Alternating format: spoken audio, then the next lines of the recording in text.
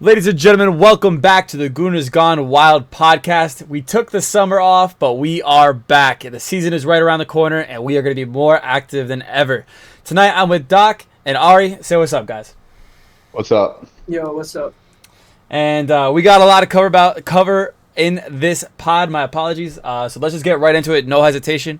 First thing I want to talk about is just the intro to what you guys should expect for us coming up. So we are officially working on getting the ability to live stream on YouTube for live watch-alongs.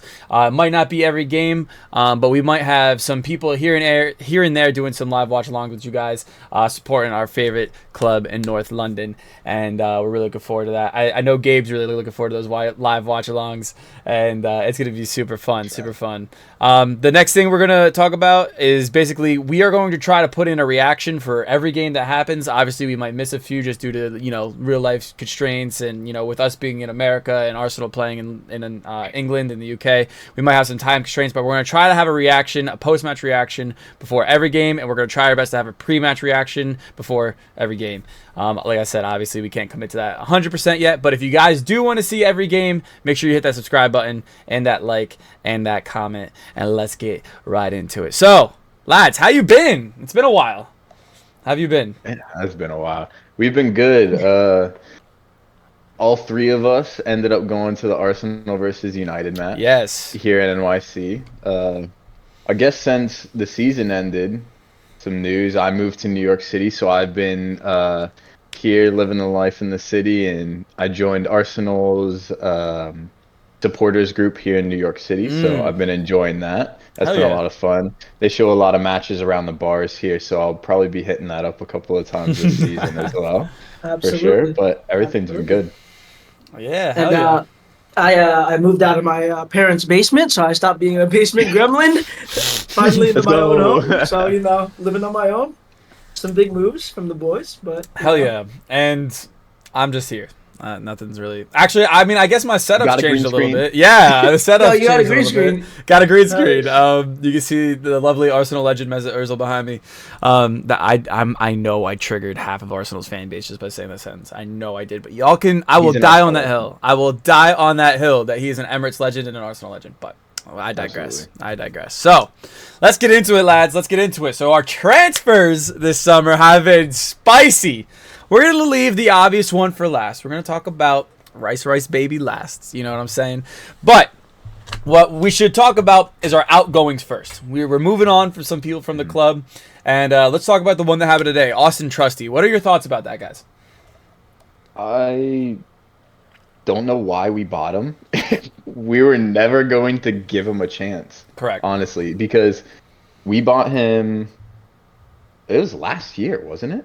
I believe. I believe so. 2 years ago. No, I think it was last year. I think it was last year, and then he immediately went on loan to Birmingham or something like that. That's whenever Saliba came back, and it was Saliba, Gabriel at center back. We had Holding that was helping out there as well, and Ben White that could slot in as well.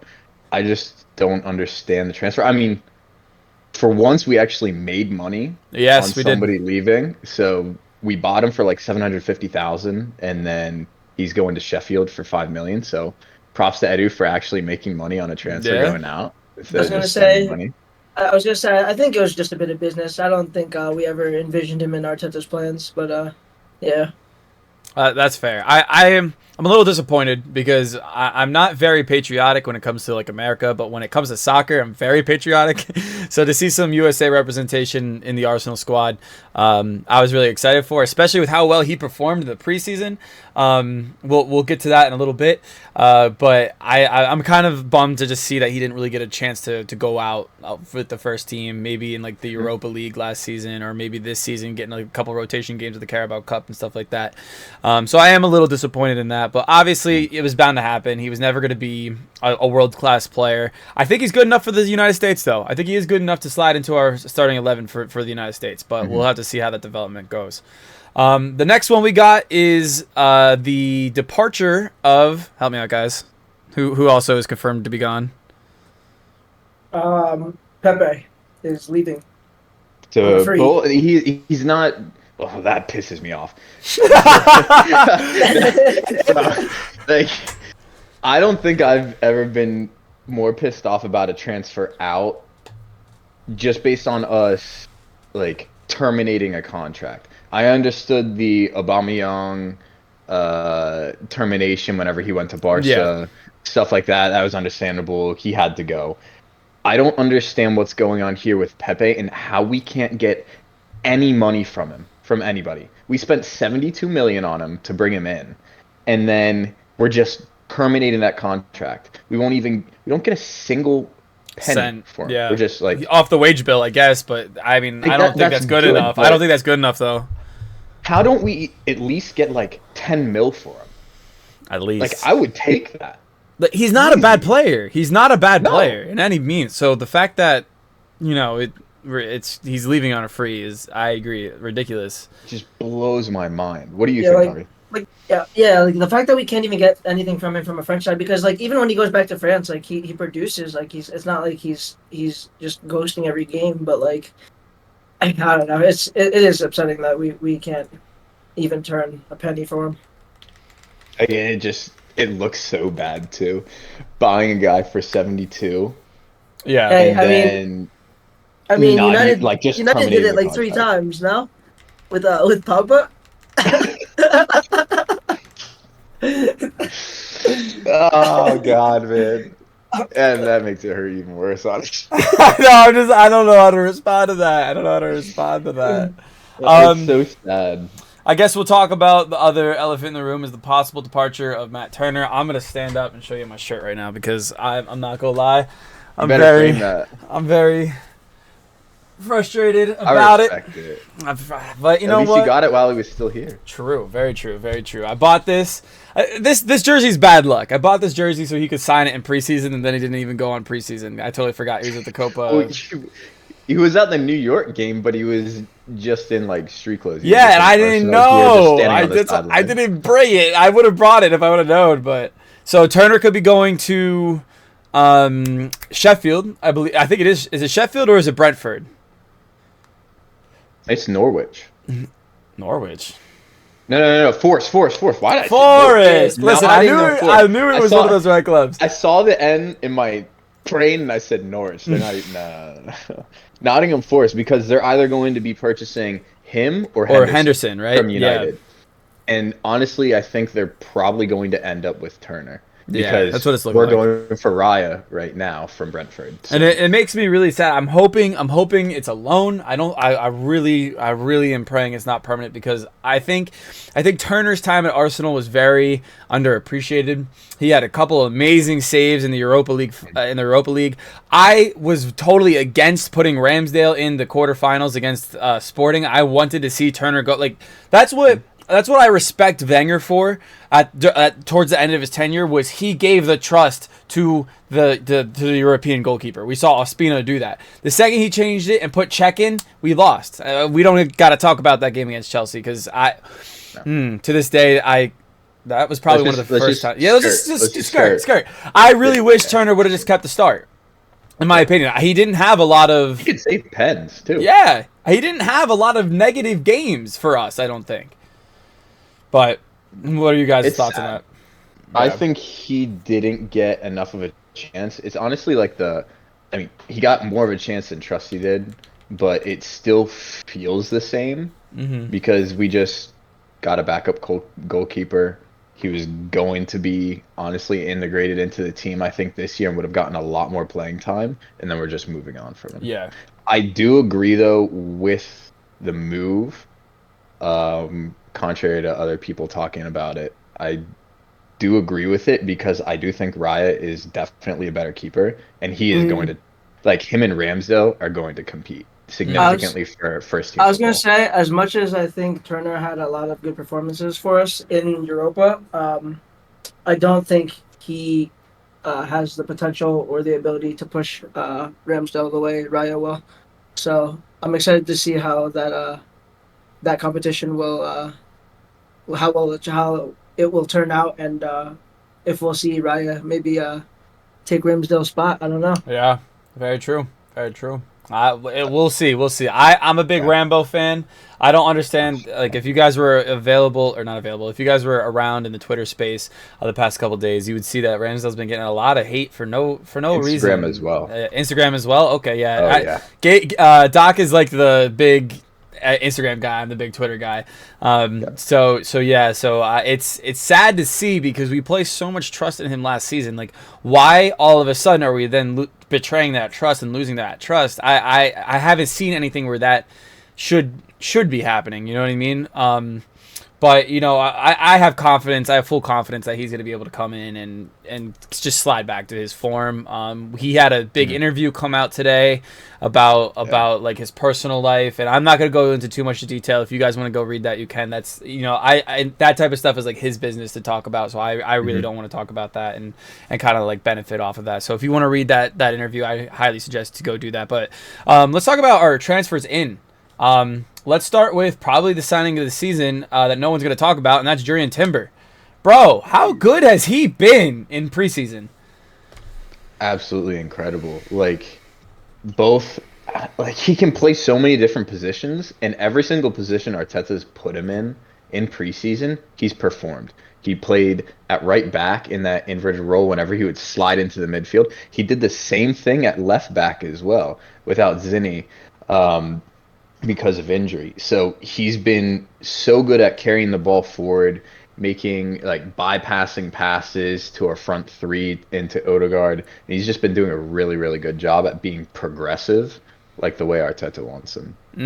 Yeah. I think one of his biggest qualities for sure is being very press resistant. Like, you can see it, his confidence in the ball and his ball holding, and anytime he gets pressed, like, he immediately uses his physicality to get out of the situation, and then he makes a forward pass. Like Gabe said, he's progressive, like, and he can defend really well. So it's like, and we saw the passion he already has for the club. I mean, we saw that in the 2 preseason games he's played in, or the 3 preseason games he's played in. He's making insane tackles in preseason. Not to the extent of Araujo and Martinez. They could go fuck themselves. I said what I said, but he was still making like those hard tackles. He wasn't afraid to get stuck in, etc. And I think he was a fantastic, and he slid into that Zinchenko role perfectly. All right, apologies about that. We had a little bit of technical difficulties, but we are back. So we were talking about Jurrien Timber sliding into the Zinchenko role and all that fun stuff. So let's move on to the next purchase we got, Kai Havertz. Some mixed bags of opinions going around the Twitterverse. What are your guys' thoughts on him? You go. Okay. So I was talking with my former club coach from when I was younger, and we were talking about the United Arsenal game, and he was like, whatever you guys do, you guys will be fine. But as long as you don't fucking play Kai Havertz, you guys should be fine. And I was like, it hurt so much to read. But I don't know. I'm hoping he still comes good. I think he will. But, it's too early to tell. I think he needs more time. I think out of the 3 players that we've already signed, in terms of adjustment to Arteta's system and already being ready for that style of play, it would go Timber, Rice, Havertz. I would agree with that. I think Havertz is going to struggle a little bit more just because of how long he was in jail at Chelsea. It doesn't matter that, he won a Champions League for them, and he's the reason why they won the Champions League, because he scored that the 1 goal that they had in that match against City. So I think he's going to struggle, honestly, the most, because whenever he was at Chelsea, he was playing so many different positions. They were playing him. He came from Leverkusen as a cam, right? Yes, he was an attacking center mid. And they transitioned him from a cam. He was playing winger at points. He was playing a false 9. He was playing center forward. So they were requiring him to play all sorts of different positions, both just on the field and tactically as well. Being a soccer player, formerly a football player, it's a lot harder whenever you're used to playing one position for most of your career to mentally switch tactically and then to just go right back to that after after you've done that for about 3 years, it's really hard to make that adjustment. And that's just at a collegiate level. I can't even imagine what that's like at a professional level. Yeah, For somebody like that. And the managers were rotating out.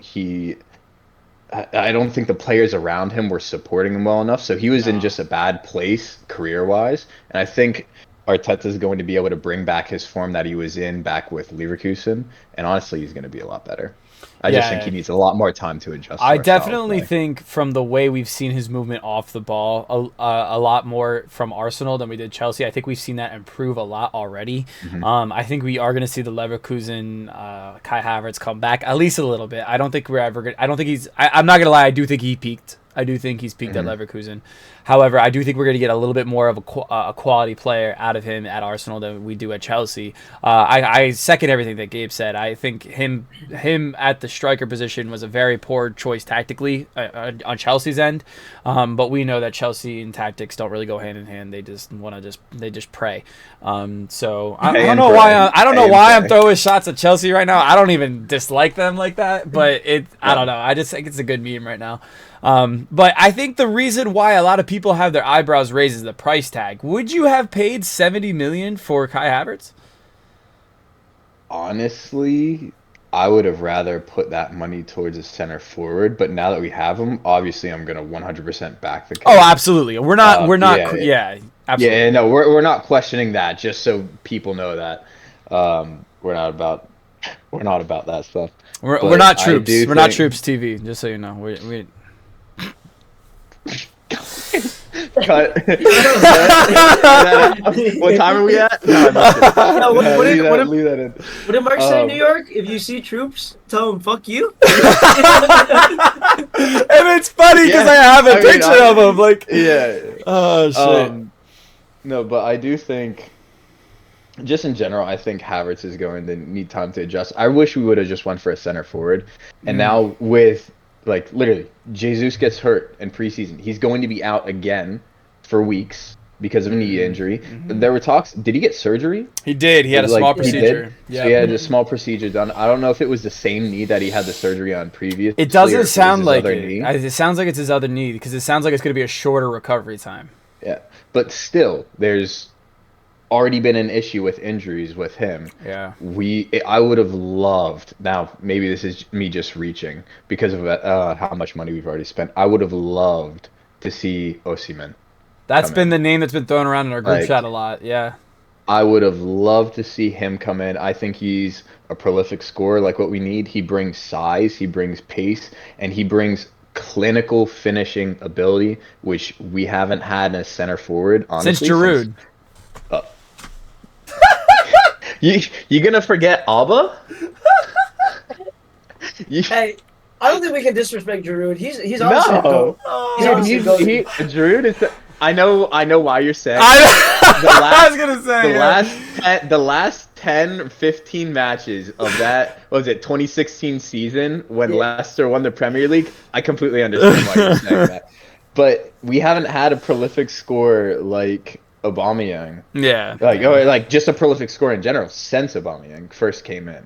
And I think that is one of the biggest threats that we're missing, because if we have a prolific goal scorer like that, say, like, I'm not saying Victor Osimhen would come in and be like Haaland is for Chelsea, but he would definitely score at least 20 goals in a season. And if you have a center forward that does that, takes pressure off of your wingers, takes pressure off of your cams, takes pressure off of the whole entire team, and they can just play. And then I think we would see a lot better form for Saka consistently, a lot better form from Martinelli, Trossard, you name it, whoever else is coming in, because they don't have to worry about, I need to score the goal in order for us to win a game, whenever you have a forward that's just bagging goals left and right. Yes, absolutely. What do you guys think? I don't... I wish we would get Kane. As much as he's a Tottenham player, like... getting Kane, we win the treble, honestly. No, okay, listen to me. No. But I am saying, Ari, I 100% agree. But continue. He is literally the best striker in the world. I don't care. I think he's better than Mbappe. I think he's better than. I'm telling you, Bill. right now, in his stage in his career, how long has Kane been doing it for? How long has Kane been doing it for? 20 He's been plus doing it for goals. the past Let's go. what, 10 years maybe? How many years has he scored 20 plus goals in a season? In a Tottenham side that has been garbage. Absolute dog shit. He is scoring 20 plus goals a season. Like, Mbappe is doing that, sure, but in the fucking French league. Fucking farmers. Out there with their fucking pitchforks. Mbappe scored a hat trick in the World Cup final. What? You broke me. I ain't gonna lie. No. Hear us out here. I'm not saying that he's better than Mbappe, but I am saying that as a center forward, if you're looking like Prem proven, will bag you 20 plus goals consistently. He was doing it in a shit Tottenham side. Fair. Imagine what he would do. Imagine what he would do in an Arsenal side where you have Saka, Gabriel Martinelli, you have freaking Odegaard just feeding him whatever he wants, and all he has to do is tap shit in. I will say he can create on his own too. I will say I agree with Ari in the sense that he is he is the heartbeat of Tottenham, and when he eventually leaves this summer, because he'll go to Bayern. Tottenham next season will be where Chelsea's at last season, 100%. I do not see them. I'm going to make a bold statement. I do not see Tottenham in the top 6 at all this season. I don't see them in the top 12. Yeah, I mean, I would love to see them get relegated, but I could see them being like Chelsea were this year. Yeah, they're gonna struggle a lot, I think. And who did they bring in? James Maddison, but they're not. Bring in Maddison. They're looking at bringing in Van de Ven, who is a new center back from Wolfsburg. So not guaranteed that he's going to be able to do anything.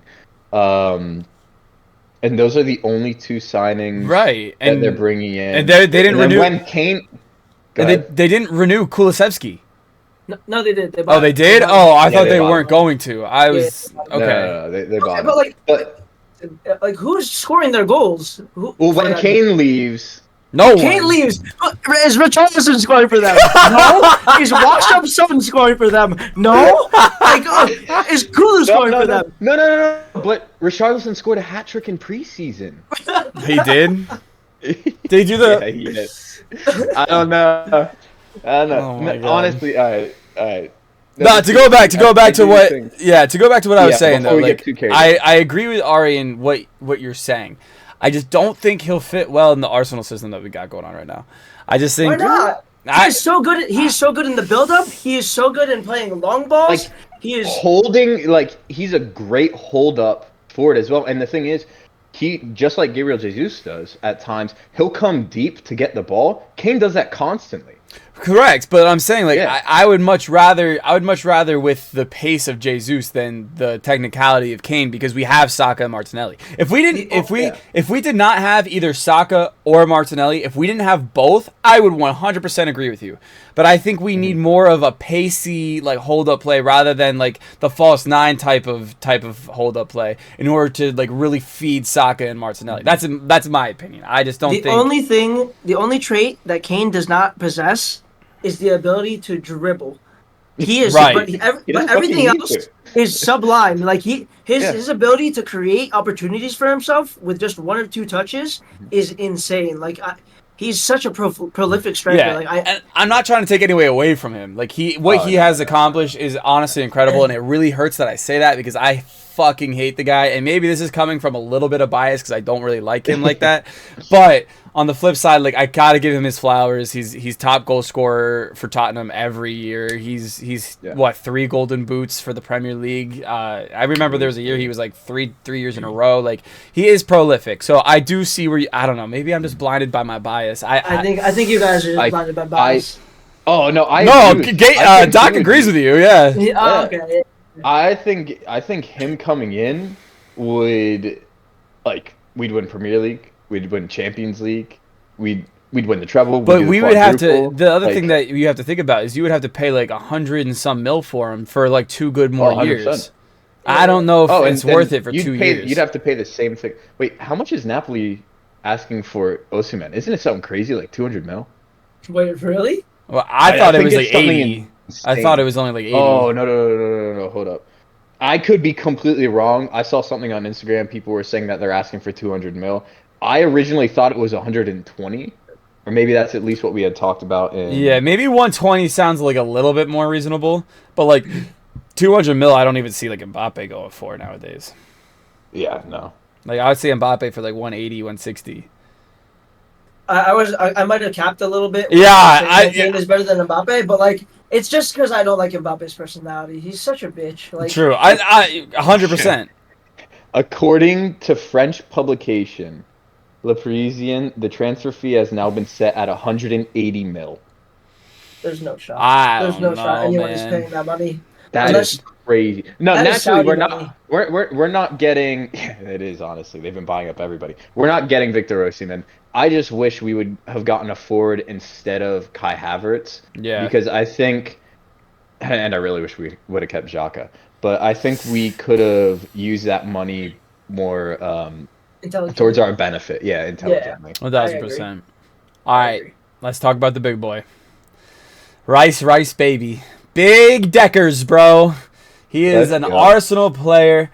All I want to say is, if you're a West Ham fan who was salty about the transfer, I want you guys to really look yourselves in the mirror and reflect, because we gave you guys nothing but flowers when you won the cup and when you knew he was coming since last January. Like, you guys are probably just coping because of your emotions. I understand that. But some West Ham fans have been really out of pocket, saying, even West Ham themselves were very cold in their goodbye message. You look at the Ajax message we received for Jurrien Timber, and then the message we got from West Ham, it was just West Ham or Declan Rice leaves the club. Jurrien Timber got a whole send-off. They did end up posting like a video after that of Declan Rice. They did. Maybe you didn't see it. They posted it on their Instagram. So they did give him a bit of a send-off, but I completely agree. In the comments, West Ham fans were saying, stop posting about him. Like, they were very, very salty about it. And I think it's really sad. He brought you a European trophy. He did. He's a club legend. He is absolutely a club legend for you. And the fact that you're not letting him go on and grow, because if he's a club legend and he's only 24, like that he's gonna be worth the 110 mil that we paid for him, like 100,000%. We just got to get him used to, like I said, being in that, Doc said, like being in that Xhaka role.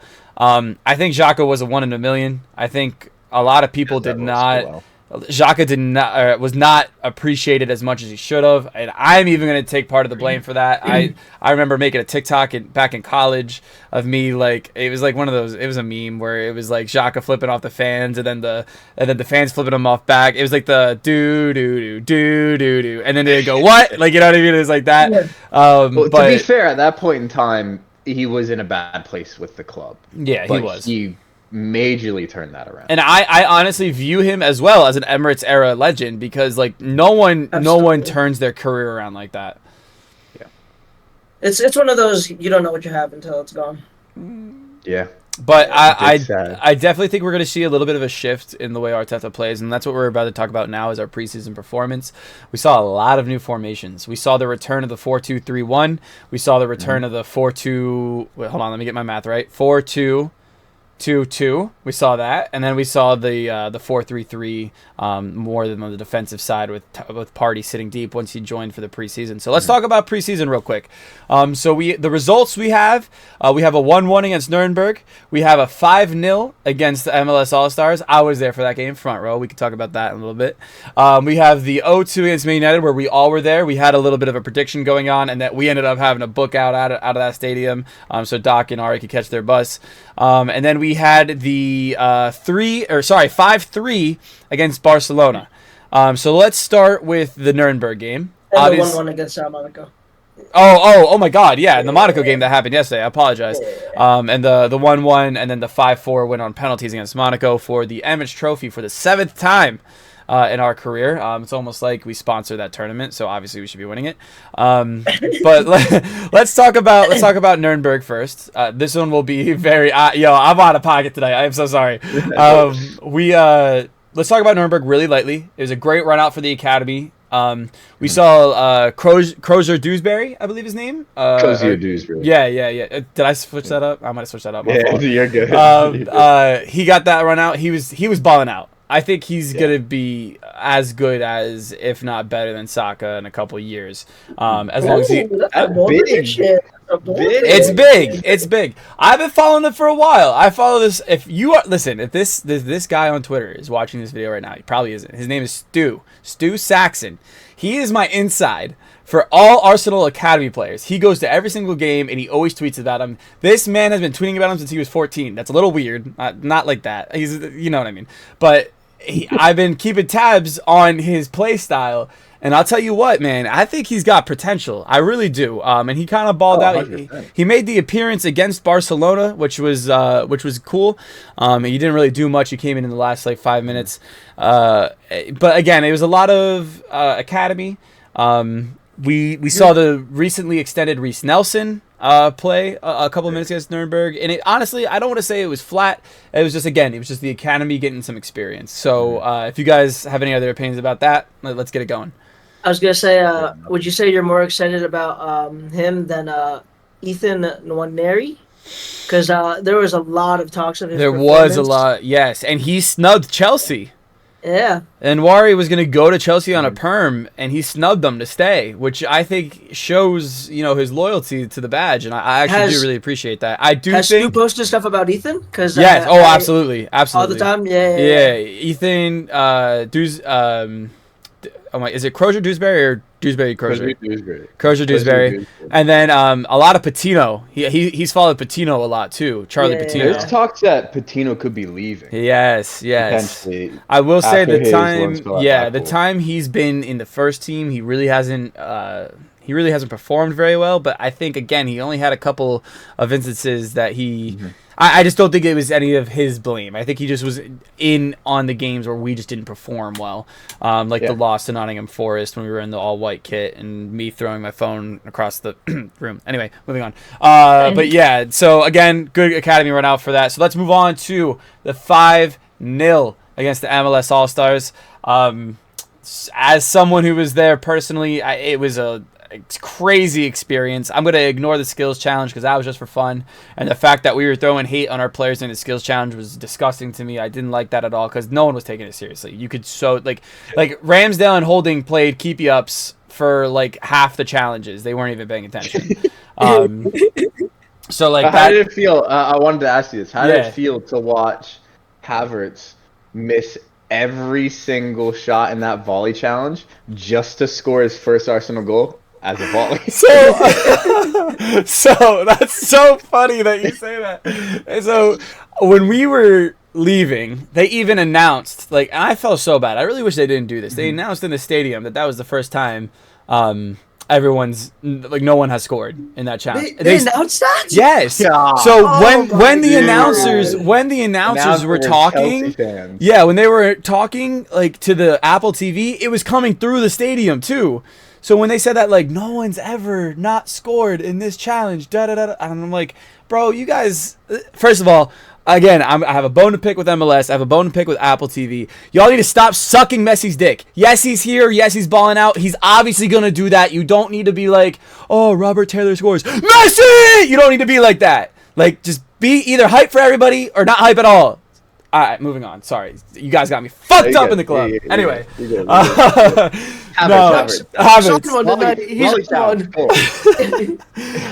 But no, seeing him and then score that volley, he scored the volley right in front of me. If you watch the playback, if you see the playback, I'm literally in the background. I'm holding up Odegaard's shirt. If there's a waving yellow Odegaard shirt, it's literally me. But no, the goal was incredible. The amount, and I don't think this is portrayed on TV a lot. The power these guys strike the ball with is nuts. He as soon as it hit the boot, it was in the back of the net. And I was like, even if the keeper was right in front of it, I don't think he was saving it. Because, the whole net lifted up. It was insane. So I'm very happy. I actually did a post-match fan cam with another Arsenal USA channel, and I even said that. I said people need to stop being so reactionary. Just let Havertz settle in. He'll do great things. I'm really happy he scored. And of course, I was listening on to some AFTV interviews too, because I was in the background of some of them, and a lot of the people that were giving hate to Havertz were also giving them some flowers. So I like to see that at least the toxic people are kind of away from AFTV, but. It was still cool to see. Seeing that up close again, that's where I really said, like, Timber shined in that game, man. He played CDM almost that whole time, and it was fantastic to see. Declan Rice got a little bit of a cameo. He got about 20 minutes. He looked pretty decent. He had a good shot. A MLS All-Star guy took a Declan Rice half volley to the face. So I felt really bad for that. I did feel really bad for that. But no, overall great experience. What did you guys think about the MLS All-Star game, the 5-0? Go ahead, Ari.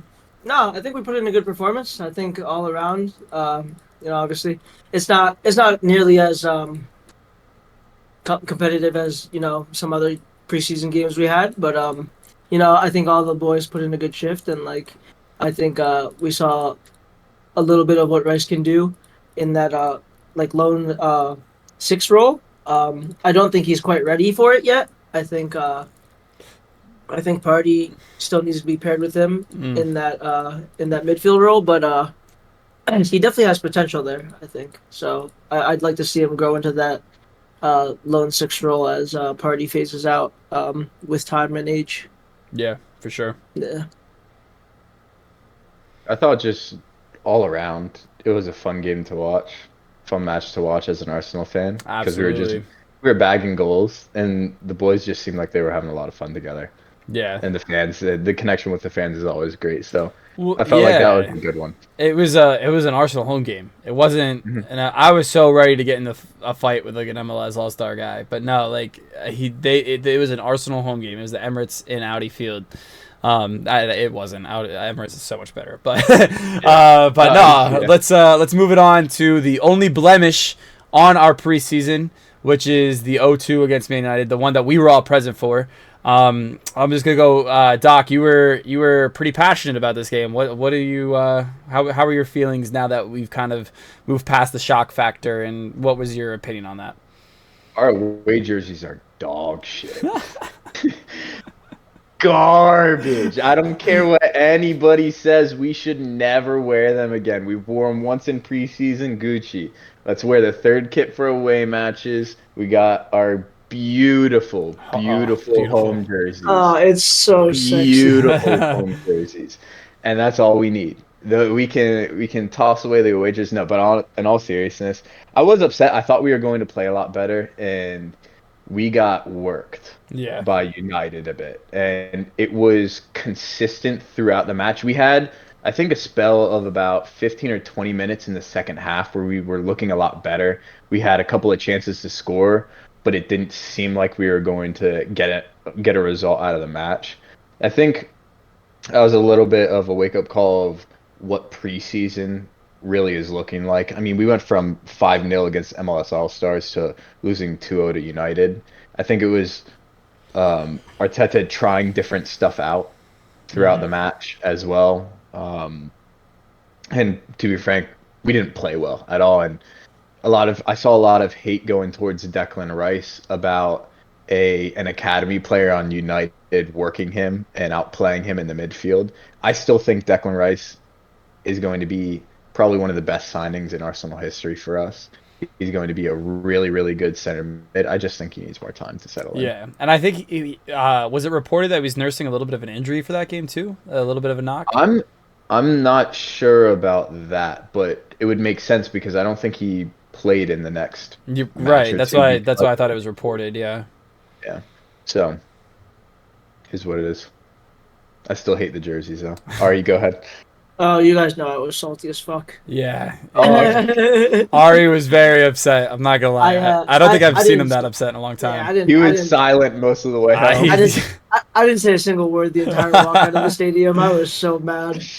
It's just it hurts to watch us play so well the season before in preseason against Chelsea. Just absolutely fucking just destroy them. And then we come there and we just let United just shit all over us. Like I understand, like Gabe said, I do think that Arteta was, trying some different things tactically, but you never want to see your team lose, so we paid 100%. good money to see them, and especially not against United. And Yeah, honestly, bro. that match felt like a United home game. Yeah, We they were did so see that. I round. agree. I Like agree. if the MLS All Stars games felt like a home Arsenal game at the Emirates, this felt like a Home game at Old United game at Trafford. Old Trafford. Yeah. Because we were surrounded by Manchester United fans, and so props to them for showing up. But anytime they won the ball, the fouls that they were committing, everything like that, the whole stadium would erupt. Yeah, And absolutely. Let's talk about the fouls. Do you think, what do you think of the chippiness of that match? Or DK, sorry. What do you think of the chippiness of that match? Huh? Yo, Lisandro Martinez, come outside, bro. You ain't shit. You ain't shit. You literally are overpriced. You got worked by Mo Salah, and you haven't been the same since. We get it. Move on. I'm a midget. I'm not gonna call him a midget, but I will say. How do you feel about that? The physicality of that match. It was ridiculous on the United side, in my opinion. And this is the other thing I want to call out too. It's ridiculous for the United fans to say anything about that academy youngster who unfortunately got hurt. It is ridiculous for you to say anything about that because A, it was an off-the-ball injury. It was not Timber going through him. It was an off-the-ball injury. We saw it with our own, I guess it would be 6 eyes. 2 times 3 is 6. 6 eyes. Like, you can't say that we were too physical when Saka literally almost had a potential career-ending injury because of Martinez. If Saka was not airborne, that was a broken leg or a torn ACL or some crazy shit like that. Yellow cards in a preseason match for tackles like that shouldn't be a thing. Like professional fouls, you're tracking back, you're lazy, you're trying to get into game shape. Okay, yellow card for something stupid like that. 100%. But for going in recklessly, that should not be happening at all in preseason. No. And like I understand rivalries, I understand some form of intensity in order to get in game shape, but you don't need to be tackling 2-footing players, anything like that in fucking preseason. Yeah, absolutely. And we see oh shoot, I lost my train of thought here. Hold on, it'll come back to me. All right, you want to take it over real quick? Yeah, I mean and it's not even the only occasion that happened. Like we saw that he did it against. Yeah. He did it against Bellingham as well in the Real game. Like that's where I was gonna go with that. Like he's frequently the cause of issues, or being brought up in the conversation for just being excessively dangerous in games. It's clear. It's very clearly that he's at fault here. But you cannot tell me with a straight face. You cannot tell me with a straight face that there's nothing going on behind the scenes of Man United telling them to play like that, because that wouldn't be ingrained. Yeah, they would not be ingrained in their heads to be making those tackles if someone wasn't saying it in the back. 100%. I mean, you could see Arteta on the sidelines too. He was pissed. Well, we thought he got yellow carded. Yeah, we were expecting him to get yellow carded, but he was pissed with the tackles that were going on his players. Naturally, any manager would be. And can I be safe to say that it wasn't that Man United played well, we just played poorly. Like you know what I mean? Like I don't think Man United showed up. Yeah, I think if we played how we normally play, I think Man United gets wiped. Yeah, we struggled, and honestly, we're playing with. Now, I'm not here to make excuses. We did get worked. We got 100%. I think we did struggle significantly in that match. And some people would say the struggles that we've had this year in preseason has kind of left a sour taste in some people's mouths compared to last preseason on how this actual season is going to go. Yeah. And I know we'll be talking about that later, but we can move forward. Yeah. I also think. Oh, sorry. No. Go ahead. I also just think that United is just they're kind of our bane tactically, just because we play a very high line and they just have blistering pace on both wings, so it's very easy for them to break. And I mean, both of the goals were stupid mistakes, so I think it's something that could be what's the word I'm looking for? Just something corrected. that could be avoided or Yeah. corrected. Yeah, so 100%. I'm not too worried. I'm not too worried. Yeah, 100%, 100%. So let's move to the positives, and then we gotta do our little Man City prediction, and then we're gonna wrap it up. So the Barcelona 5-3. I think we all stayed up for that, right? Yeah. I believe so. Yeah. So that was a game where we looked good in. We were a little shaky on the defense again, but when you're playing a team like Barcelona who has the pace on the wings and now has pace up front, like obviously that's going to happen. Again, there were some individual mistakes that led to some of the goals, but again, those could be corrected. And like we were saying all throughout the preseason, it's preseason. People are starting to come back from holiday, trying to work out the rust, stuff like that. It's bound to happen. That's why preseason happens. But I'm seeing some Barcelona fans are also very salty that they lost to us. And they're saying that the only reason why they lost is because they put in their B team. And here's what I say to that. If you're going to call Ansu Fati your star boy that you were literally saying that 2 seasons ago out of the B team, I think you got to reevaluate. That's all I'm going to say. So we won the preseason Champions League final against them, so it's all good. Yeah, it's all good. And Barcelona's going to get grouped again. Have fun in Europa. I can't say that. Every time I'm cocky, it always backfires. It always backfires. But also, no. Yeah, go ahead. I just want to say Xavi's a little fucking bitch. True. Yeah, so talking about intensity. So same thing that happened in the United match. Granted, we had a couple of other preseason matches. That was Barcelona's first preseason match. So there's some things to take away from that. Intensity-wise, I'm sure a lot of people have heard Xavi came out and said that we were too intense whenever we were playing. And I loved what Arteta said whenever he came out and basically countered it and was like, look, you can tell your players as much as you want tactically what you want them to do. But the emotion and the intensity of a match like that, they're going to get excited about, and they're going to end up doing whatever the heck they want, essentially. So, I mean, I agree with what Arteta says. I think it was a bit of an intense match, but I think Xavi needs to look at his own players before he says anything. Araujo, in particular. If you're going in and you're tackling Gabriel Jesus like that, which could potentially have been one of the reasons why he ended up hurting his knee. So I heard some reports being like that tackle being something that was a contributing factor to his current knee situation, current knee injury. But like whenever your own players are going in for tackles like that, and then you have an issue with the intensity of a match, I think you need to reevaluate before you say stuff like that. I mean, another thing is it's like in gaming when you're like, oh, you guys are tryharding. Like, such a cringe comment. Like, who plays to lose? Facts. Like, what do you mean? Like, what do you mean? Oh, you guys tried too hard, or like the intensity was too much. Like, that's just an excuse. Like, and I could have swore. Oh, so like the guy that I coach with, high school soccer or football, he's a big Barcelona fan, and he was like, yeah, I hate that he makes an excuse. Like last season, he was making excuses about the grass on the pitch for the reason that they lost. Like, he's just making excuses all the time. Like, it's ridiculous at that level. Like look at your players first of all, and reflect on that. Like, why are you making excuses? Yeah, exactly. And I want to go on the record to say, like, I feel like Barcelona's lost their identity a little bit after they lost Messi. They're not using the same play style, the same tactics. This might be a little bit of a hot topic that maybe I could be questioned again on a later date, but I think the loss of Ronald Koeman, I think he wasn't given a fair shot. I think he was put in a really bad position. He did the best he could and then got sacked, and it was nothing to his own fault.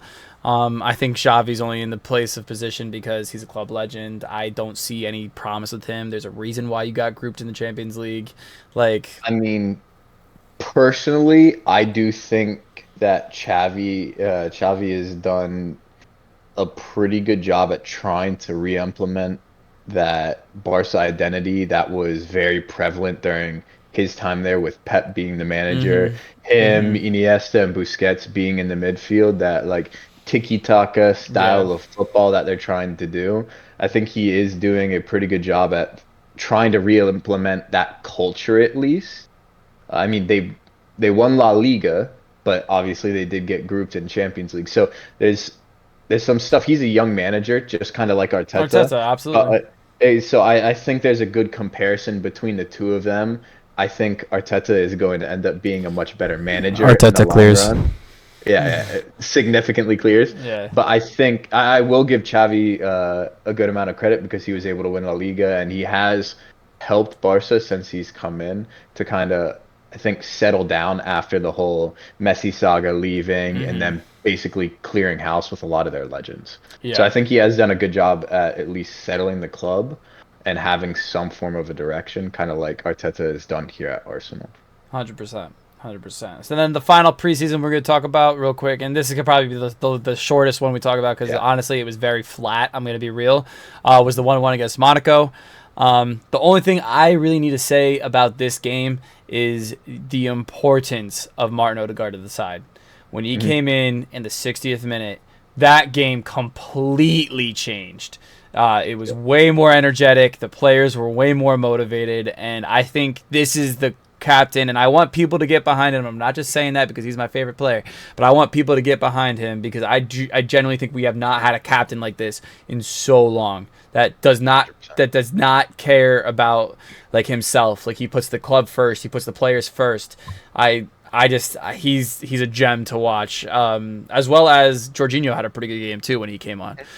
Those are the two positives that I can really take from that game. What about you guys? All right, go ahead. I really just to add on to what you said, I agree. I think Odegaard and Saka are the embodiment of the club. Like they bleed red, and they'll do anything for us. So I mean, it's just so nice to be able to have that change in mindset, and I think that's also where like Rice comes in. You know, that winner's mentality, that just like very leadership role. So I'm glad. I'm glad we're seeing a lot of that amongst our players. You know, that confidence and the leadership. But I think one of the biggest points for me from this Monaco game was that Eddie scored. I think for his confidence, now that we don't have Jesus for a couple of weeks, I think that's really big for him. And I think it's a good thing that Arteta is going to continue to back him. As much as I'd love to see Balogun get a go, Right. I do think Eddie is very good in the build up, and he has like you see glimpses of him, doing. I don't want to say Henri-esque things and like Bergkamp-esque things, but like he has a good turn. He makes good opportunities for himself. I'm gonna settle down. I'm gonna relax. But like like you see glimpses of him. Please don't put Eddie's name next to those two in a sentence I know, ever I again just- for me, please. I just want to see him succeed. Is all. Like, Yeah, I I see. agree. I 100%. agree. I see glimpses of him doing well, and it gives me hope that maybe he'll grow into that number 14. It's just I'm hoping. We got to move on from the 14 though, in my opinion. I think Yeah. obviously Henri made 14 a really popular number. I have 14 on the back of my VK jersey only because of Henri. Like, you know what I mean? Like, I just think when Eddie first got that 14 number, there was so much shit being thrown, and it's like, dude, we got to move on, man. It's been 20 years since the Invincibles. Let's just move on. I think it's hard for a lot of people to move on because of what Henri brought and did for the club, though. Yeah, I'm not saying. I know. I understand people's take, like the hot takes that they've been like pulling out about like why did Eddie get that number, but I 100% agree.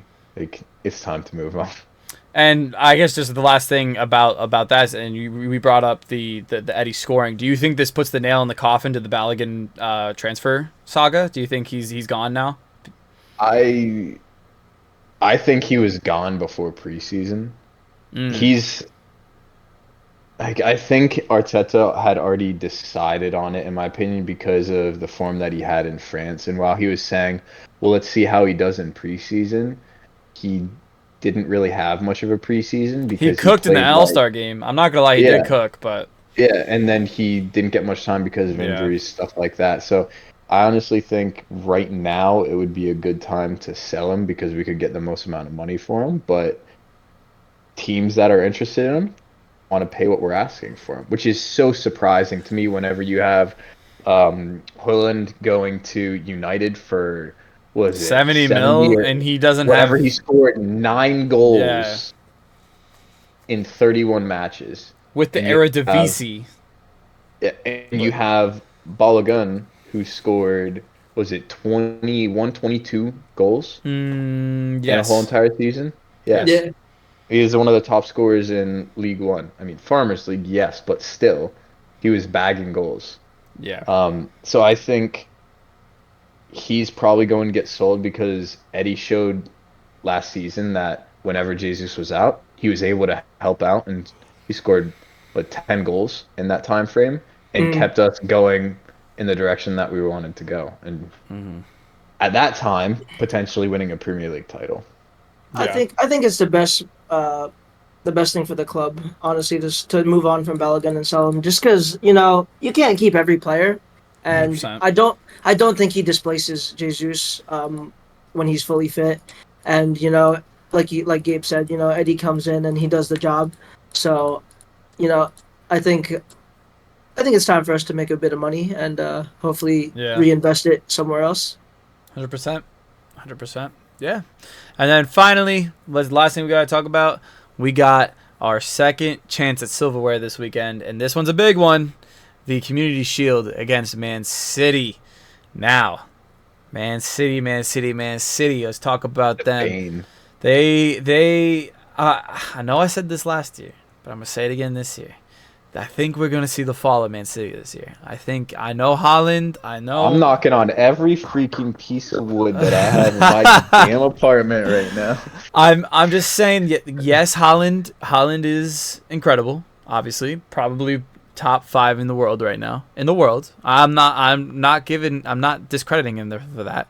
I think this is going to be the season where we start to see the transition of De Bruyne. I think De Bruyne is going to leave after this season.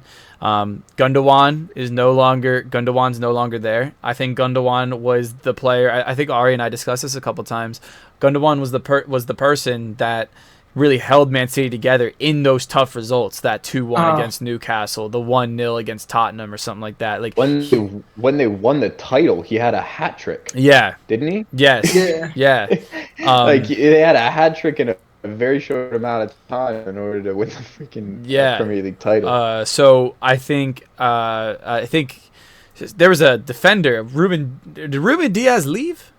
So there was a defender from City that left just recently.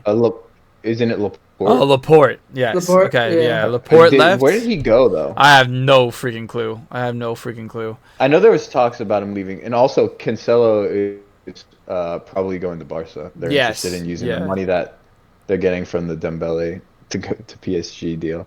Yeah. It says I think I'm reading an agreement in principle with Dortmund. Oh, okay. For Laporte. Oh, wow. That'd be a good. That would actually be, honestly, that would be a great signing for Dortmund, to be honest. But just moving on, I think this is gonna be the fall of City, starting on Sunday against the almighty Arsenal. What are you guys feeling? You think we could pull it off? You think we could do it? I think if Kevin gets injured as much as he did towards the end of last season, we have a chance for sure to take the title. It sucks relying on other players' injuries because they're so freaking good. They're just so good. But I don't know. They have so much depth. It's ridiculous. And then, they're signing Gavardiol for $100 million. Like, he's going to come in and do a job for them. The Fabrizio Romano tap-up, yeah. Yeah, so, I mean, I don't know. As much as I want to cope and say we're going to beat them 7-0 for the Community Shield, like... It could happen. I just don't know if I... oh, my God. I don't know if I agree with it's going to be the fall of City. Maybe another year or two. I think as long as Pep's there, they're going to. Nah, we start this year, man, this year.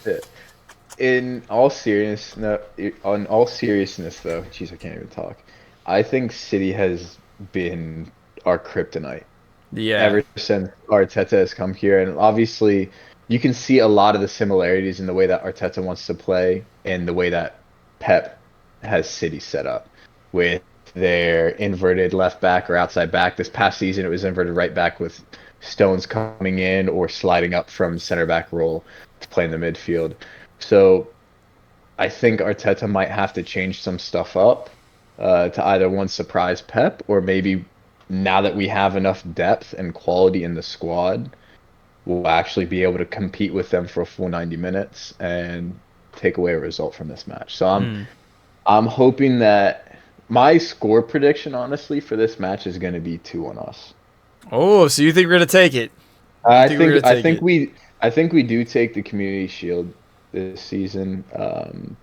I'm hoping this is a start of all the silverware. If we win the Community Shield, the quintuple is on the charts. Mm-hmm. It's on the board. Do you guys think we both play full strength sides? I think so. I think we do. I don't think City will. I think Haaland will be rested. At least if he starts, he's off in the 60th. If he doesn't, he's on at half. I think we're gonna see Alvarez a lot more this season, in my opinion. I don't know. I could see City going for a weaker side because we know Pep likes to have that ego tactical, like, let me put out a weak side and then on the 45th minute put De Bruyne and Haaland on. Yeah, exactly. Like, that's the thing is weak side is them putting in their second A team. Yeah, literally. It's like, all right, let's rotate guys. It's just like a Pep rotation, what he does every single season. I mean, that's what happens when you got $1 billion worth of oil money, but shit. Anyway. I mean, it's the most valuable squad now. Facts. But I do agree with you. I think that Pep will probably play a bit of a weaker side because I think Arsenal, us starting the season out on the front foot is going to be way more important than it would be for City. Like, City winning the Community Shield, all right, what do you fucking do? They won 3 Premier League titles in a row. They've won the Champions League. They won the FA Cup. They won the treble last season. Okay, so it's a Community Shield.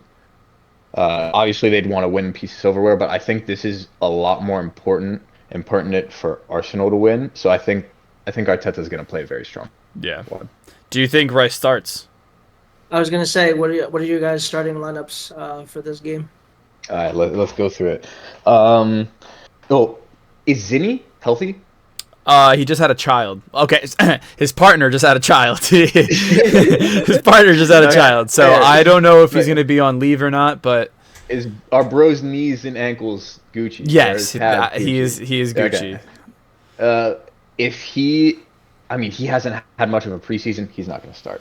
I think it's going to be, honestly, Timber left back. We're going to have Saliba and Gabriel, and then we're going to have Ben White right back.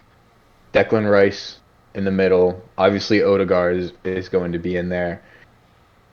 I'd love to see a Partey and Declan Rice midfield, but I think we're going to get Rice, Havertz, Odegaard midfield, and Nketiah up top, Martinelli on the left, and Saka on the right. Okay. Any changes? Ramsdale in goal. Yeah. Goal. No, Matt Turner. No, kidding. Ari, what is your lineup? I'd pretty much say the same exact thing, except just watching us play in preseason. Like, Partey is just so valuable to our side. I don't think we can drop him. I do think we play Partey, Rice, Odegaard in the midfield. I don't see Havertz coming in and taking that spot right away, just because, like you said, I think he needs more time to adjust. But I think Rice can comfortably play the 8 role without all of the pressure of playing a lone 6 pivot, a solo pivot. So I think your lineup is pretty much spot on. Except I don't know. I maybe would like to see Trossard start over Eddie. I was thinking Trossard as well. He's so good. He's so clinical. Mm-hmm. Like, his footwork is very reminiscent of Santi Cazorla to me. Like, he's just good with both feet. Like, silky, just silky, smooth touch. Like, I'd like to see him up top as much as I want to see Eddie succeed. But Trossard's been so good this preseason. So. Yeah, I'm in agreement with Ari. I think, again, Doc, your lineup was spot on. I think, unfortunately, I don't want to say unfortunately, sorry. I think we are going to see a Havertz, Rice, Odegaard. Yeah. I would just like to see a Rice, like you said, Partey, Odegaard. Mm-hmm. I think the back 4, again, Timber, Partey, Saliba, or not Partey, sorry, Gabriel, Saliba.